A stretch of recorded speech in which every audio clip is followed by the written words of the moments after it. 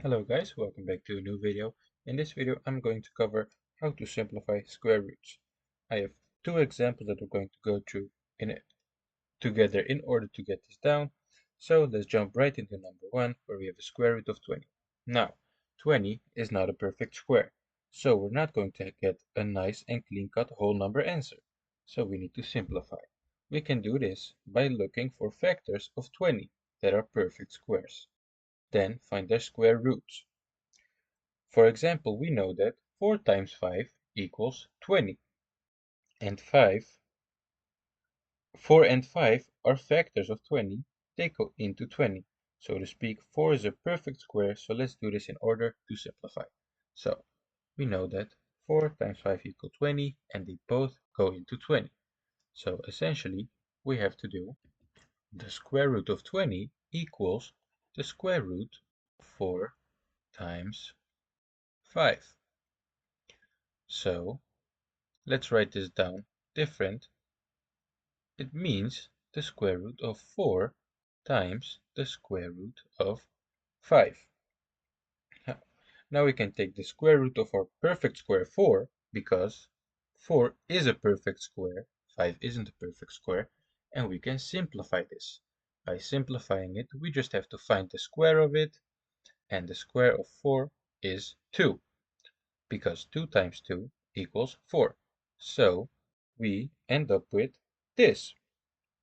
So we can simplify the 4, but we can't simplify the 5. So our final answer for the first question will be 2 root 5. So like this.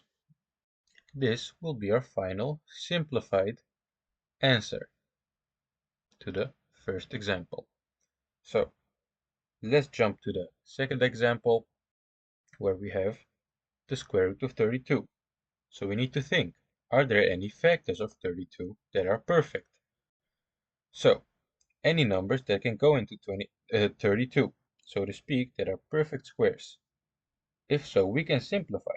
If not, it's already in simplest form. Well, we know that 16 times 2 equals 32.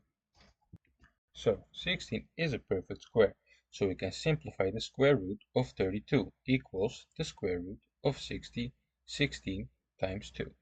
So let's do it exactly the same way.